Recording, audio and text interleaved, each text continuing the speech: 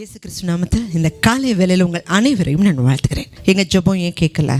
ஆண்டவர் எங்கள் வாழ்க்கையில் மட்டும் ஏன் மௌனமாக இருக்கிறாரு? ஏன் என் வாழ்க்கையில் மட்டும் பிரச்சனை இருக்குது? எத்தனையோ பேர் நல்லா இருக்காங்க, ஏன் ஜெபம் மட்டும் கேட்கல? அல்லது நான் ஜெபிச்சுக்கிட்டே இருக்கிறேனே? அதற்கான பதில் ஆண்டவர் என்னதான் சொல்கிறாரு? நாங்கள் ஜெபிக்கிறோம், ஜெபத்தை கேட்குறது கர்த்தர், பதில் கொடுக்கறதும் கர்த்தர் தான். நம்ம ஜெபம் கேட்கணுன்னா அவர் நம்மக்கிட்ட என்ன எதிர்பார்க்கிறார்? வேதத்திலே பார்க்கலாம். எஸ்ஐயா 59:1. இதோ ரட்சிக்க கூடாதபடிக்கு கர்த்தருடைய கை குறுகி போகவும் இல்லை, கேட்க கூடாதபடிக்கு அவருடைய செவி மந்தமாகவும் இல்லை. உங்கள் அக்கிரமங்களே உங்களுக்கும் உங்கள் தேவனுக்கும் நடுவாக பிரிவினை உண்டாக்குகிறது. உங்கள் பாவங்களே அவர் உங்களுக்கு செவி கொடாதபடிக்கு அவருடைய முகத்தை உங்களுக்கு மறைக்கிறது. எப்பொழுதுமே ஆண்டவருடைய வார்த்தையை நம்ம மேலோட்டமாக கடந்து போக முடியாது. இந்த வார்த்தை தான் ஆழமானது, சத்தியமானது. இன்றைக்கி நம்ம நினைக்கிறோம், நம்ம ஜெபம் ஏன் கேட்கப்படலை? யாராவது பிள்ளை சூனியம் வச்சுட்டாங்களா? அல்லது ஏன் என் ஜெபம் கேட்கல? நான் வேறு ஏதாவது உபவாசிக்கணுமா? அல்லது எனக்காக ஜெபிக்கிற ஊழியக்காரவங்க சரியாக ஜெபிக்கலையா? ஆனால் வசனம் சொல்லுது, நம்மளுடைய அக்கிரமங்கள் தான், நம்மளுடைய பாவங்கள் தான் தேவனுடைய முகத்தை மறைக்குது. தேவன் நமக்கு பதில் கொடுக்க முடியாதபடி தடையாக இருக்குது. இது கர்த்தர் தான் சொல்லுகிறார். ஆதாமையும் ஏவாளையும் தேவன் உண்டாக்கி அவங்களுக்கு தேவையான எல்லாவற்றையுமே ஏதேன் தோட்டத்தில் வச்சார். முதல் நாள் துவங்கி 5 நாள் வரைக்கும் அவங்களுக்கு என்னென்ன தேவையோ கேட்டால் கொடுத்தாரு, கேட்காமையே எல்லாம் கொடுத்தாரு. வானம் பூமி, அந்த 2 பேருக்கு 4 ஆறுகள் ஏதேன் தோட்டத்தில் ஓடுது. அளவு கடந்து தேவன் ஆசீர்வதிச்சு வச்சிருந்தார். அவங்க கேட்காமலேயே தங்கம், விலையேற பெற்ற எல்லாமே அந்த ஏதேன் தோட்டத்தில் இருந்துச்சு. அவங்க போய் விவசாயம் பண்ணலாம். ஆனால் பழங்கள் எல்லாமே இயற்கையாக ஆண்டவர் கொடுத்துருந்தார். ஆதியாகமம் 3 வாசிக்க முடியும். பகலில் குளிர்ச்சியான வேலையில் ஆண்டவர் இறங்கி வந்து ஆதாமே ஆதாமேன்னு கூப்பிட்றார். ஆனால் ஆதாம்னால ஏன் வர முடியல? யாராவது குறுக்க வந்தாங்களா? அல்ல விரோதமாக சாட்சி கொடுத்தாங்களா? இல்லை, அவர்கள் செய்த பாவம் தேவனுக்கு முன்னாடி வர முடியல. தேவஜனமே, இன்றைக்கி நம்மளுடைய பாவங்கள், அன்றைக்கி ஏதேன் தோட்டத்தில் நன்மை தீமை அறியத்தக்க கனி அவங்களுக்கு சாப்பிட வேண்டான்னு ஆண்டவர் வச்சுருந்தார். இதெல்லாம் ஒரு பெரிய விஷயமா அப்படின்னு அதை குடித்த விழிப்புணர்வு இல்லாமல் அவங்க சாப்பிட்டுட்டாங்க. சர்பத்தோடைய வஞ்சனையினால் சாப்பிட்டாங்க. இன்றைக்கி நம்ம நடுவில் தேவன் வேண்டான்னு சொன்ன எத்தனையோ விஷயங்கள் நம்ம நடுவில் இருக்குது. ஆனால் அதை குறித்த விழிப்புணர்வு இல்லாமல் அவைகளுக்கெல்லாம் நம்ம கீழ்ப்படியாமல் செய்து கொண்டு இருக்கிறோமா?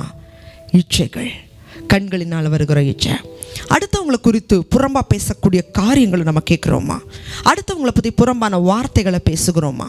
ஆண்டவர் சொல்கிறாரு, இந்த உலகத்திலிருந்து உன் வாய்க்குள்ளே போகிற எதுவுமே உன்னை தீட்டுப்படுத்தாது, ஆனால் உன் இருதயத்திலிருந்து வருகிற விஷயங்கள் உன்னை தீட்டுப்படுத்தும். இன்றைக்கி ஒருத்தர் ஒரு வார்த்தை, கெட்ட வார்த்தை சொல்லி உங்களை திட்டிருக்கலாம். ஆனால் அது திட்டா அவங்க ஒரு முறை சொல்லியிருப்பாங்க, ஆனால் அது உங்கள் இருதயத்துலேருந்து 100 முறை வரும். என்னை இப்படி சொன்னாங்க, இப்படி சொன்னாங்க, இப்படி சொன்னாங்க. ஒரு தவறான காட்சி ஒருவேளை நீங்கள் பார்த்துருக்கலாம், ஆனால் அதை பார்த்துட்டு நீங்கள் கிராஸ் ஆகி போயிருப்பீங்க. உங்கள் இருதயத்துலேருந்து அதை 100 இடம் அந்த சிந்தனை வரும். இருதயத்திலிருந்து பொல்லாத சிந்தனைகளும் வேசித்தனங்களும் விபச்சாரங்களும் இச்சைகளும் எல்லாமே இருதயத்திலிருந்து புறப்பட்டு மனுஷனை தீட்டுப்படுத்துது. இந்த பாவங்களுக்கு நம்ம இடம் கொடுக்கும் பொழுது, இவைகள் சிந்தனையில் உற்பத்தி ஆகும் போதே நம்ம உபவாசிக்காம ஜெபிக்காம அவைகளை விட்டுட்டோன்னா அந்த பாவம் கர்ப்பந்தரித்து அவனவன் தன் சுய இச்சையினால் இழுக்கப்பட்டு சிக்குண்டு சோதிக்கப்படுகிறான். சோதிக்கப்படுகிற எவனும் நான் தேவனால் சோதிக்கப்படுகிறேன் என்று சொல்லாதிருப்பானாக. அவர் ஒருவரையும் சோதிக்கிறவர் அல்ல. தேவஜனமே, நமக்குள்ள வருகிற பாவம் அதை நம்ம மேற்கொள்ளாமல் இஷ்டத்துக்கு நம்மளுடைய அவயவங்களை ஒப்பு கொடுக்குறோம். சிந்தனை, கண்ணு, வாய், காது, இருதயம் எல்லாத்தையும் பாவத்துக்கு இடம் கொடுக்குறோம். அதற்கு பிறகு ஆலயத்துக்கு போக நேரம் இல்லை. ஆண்டவர் நம்மளை நோக்கி சொல்லலாம், ஆலயத்துக்கு வா. அப்போ நம்ம சொல்கிறோம், எனக்கு வேலை இல்லையா? ஞாயிற்றுக்கிழமை வேலைக்கு போனால் எனக்கு 2 சம்பளம். ஆண்டவர் சொல்கிறாரு, ஜெபம் பண்ண. ஏன் ஜெபிச்சாதான் தெரியுமா? இன்றைக்கி எத்தனையோ விஷயங்கள், தேவன் சொல்லுகிற காரியங்கள், ஆதாம் ஏவாள் வேண்டான்னு சொன்ன கனியை புசிச்சாங்களோ, இன்றைக்கி ஆண்டவர் நம்ம மத்தியில் இருக்கிற விஷயங்கள், பல விஷயங்களை வேண்டான்னு சொன்ன காரியங்களை நம்ம செய்துக்கிட்டு இருக்கோம். செஞ்சுட்டு நம்ம கேட்குறோம், ஆண்டவர் ஏன் நீ ஆசீர்வதிக்கலை? தேவஜனமே, உங்கள் சரீரங்களை பரிசுத்தமாக அவருக்கு ஒப்பு கொடுங்க. இதே 2 நாளாகமத்தின் புஸ்தகம் 7ஆம் அதிகாரம் 14வது வசனத்தை வாசிக்கலாம். என் நாமம் தரிக்கப்பட்ட என் ஜனங்கள் தங்களை தாழ்த்தி ஜெபம் பண்ணி என் முகத்தை தேடி தங்கள் பொல்லாத வழிகளை விட்டு திரும்பினால் அப்பொழுது பரலோகத்தில் இருக்கிற நான் கேட்டு அவர்கள் பாவத்தை மன்னித்து அவர்கள் தேசத்துக்கு சேமத்தை கொடுப்பேன். ஒரு குழந்தை இருக்குது.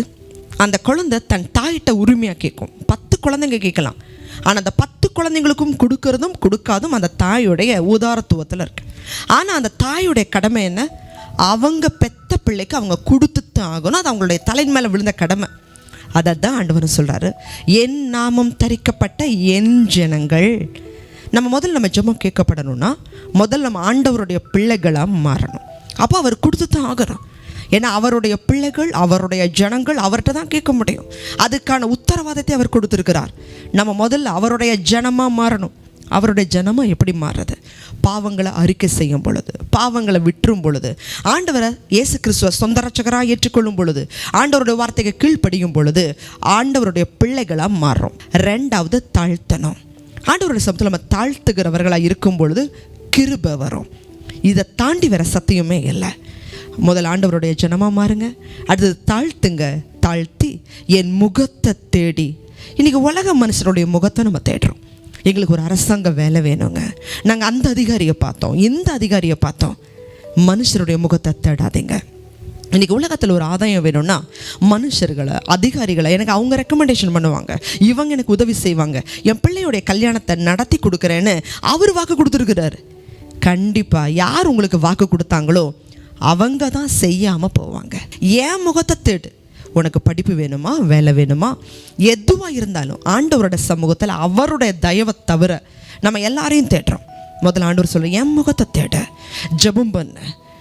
என் நாமம் தரிக்கப்பட்ட என் ஜனங்கள் தங்களை தாழ்த்தி என் முகத்தை தேடி ஜெபம் பண்ணி தங்கள் பொல்லாத வழிகளை விட்டு மனம் திரும்பினா நான் சேமத்தை கொடுப்பேன். நம்ம பொல்லாத வழிகள் எதுன்றதை நம்ம பார்க்கணும். நம்ம நினைக்கிறோம் மனுஷனுக்கு செம்மையாய் தோன்றுகிற வழிகள் உண்டு, அவைகள் முடிவோ மரண வழிகள். நமக்கு நினைக்கிறோம் நான் செய்கிறதெல்லாம் சரி, நான் செய்கிறதெல்லாம் கரெக்ட். இல்லைங்க, வசனம் எது சொல்லுதோ அதுதான் சரி. நீங்கள் வசனத்தை வாசிக்க கண்ணாடியில் உங்கள் முகத்தை பார்க்கறது போல் நம்ம செய்கிற தவறெல்லாம் அது உணர்த்தும். அதுக்கு நம்ம ஒப்பு கொடுக்கும் பொழுது அது மனசாட்சியில் துல்லியமாக பேசும். நீ செய்கிறது தவிர. தேவஜனமே, உன் வேண்டுதலின் சத்தம் ஏன் ஆண்டவர் கேட்கல? மற்றவங்க வைக்கிற பிள்ளை சுனியமோ மற்றவங்களுடைய காரியமோ இல்லை. எங்கள் அப்பா எனக்கு சொத்து சேர்த்து வைக்கல, எங்கள் தாத்தா சேர்த்து வைக்கல, எனக்கு அவங்க செய்யலை. மனுஷர்களை நம்ம டிபெண்ட் பண்ணவே வேண்டாம். ஆசீர்வாதம் கர்த்தர்கிட்ட இருந்து தான் வரணும். ஆண்டவர்கிட்ட கேளுங்க. ஆண்டவருடைய பிள்ளைகளாக மாறுங்க. கடைசியாக ஒரே ஒரு வசனத்தை வாசிக்கலாம். 1 யோவானின் புஸ்தகம் 1ஆம் அதிகாரம் 9வது வசனம். நம்முடைய பாவங்களை நாம் அறிக்கையிட்டால் பாவங்களை நமக்கு மன்னித்து எல்லா அநியாயத்தையும் நீக்கி நம்மை சுத்திகரிப்பதற்கு அவர் உண்மையும் நீதியும் உள்ளவராய் இருக்கிறார். நம்ம பாவத்தை நம்ம அறிக்கையிட்டா தேவன் சுத்திகரித்து அதை மன்னிக்கிறதுக்கு அவர் உண்மை உள்ளவர். நீங்கள் போய் மனுஷன்ட்ட சொன்னீங்கன்னா அவங்க பரியாசம் பண்ணுவாங்க. ஆண்டவர்கிட்ட சொல்லுங்கள், அப்போ நான் இந்தந்த இடத்துல எல்லாம் தவறுனேன், இனிமேல் அந்த பாவத்தை செய்யக்கூடாதுன்னு நான் நினைக்கிறேன், எனக்கு உதவி செய்யுங்க. கேட்டு பாருங்க. தேவன் மனம் திரும்புகிற ஒரு ஆத்துமாவுக்கும் நிச்சயமாக இறங்குகிறவர். உங்கள் அரைக்கதவை பூட்டுங்க. ஆண்டவரோட சமூகத்தில் உங்கள் பாவங்களை எல்லாம் அறிக்கையிடுங்க, ஜெபம் பண்ணுங்க, கண்ணீரை சிந்துங்க. இனிமேல் மனுஷன்ட்ட போய் நான் ரெக்கமெண்டேஷனுக்கு நிற்க மாட்டாண்டவரே, உங்களை தேடுறேன், உங்கள் பாதத்தை பிடிக்கிறேன்னு கேட்டு பாருங்க. அந்த ரங்கத்தில் பார்க்குற ஆண்டவர் 100க்கு 100 வெளியரங்கமாக பதில் கொடுப்பார். கண்களை மூடி ஜெபிக்கலாம். அதிகமாக நேசிக்கிறீங்களா அன்புள்ள ஆண்டவரே? இன்றைக்கி ஏன் எங்களுடைய வேண்டுதலின் சத்தம் கேட்கப்படலைன்னா எங்கள் பாவங்கள் தான், எங்கள் மீறுதல்கள் தான், எங்களுடைய அக்கிரமங்கள் தான். அதனால தான் எங்கள் ஜெபம் கேட்கப்படலப்பா.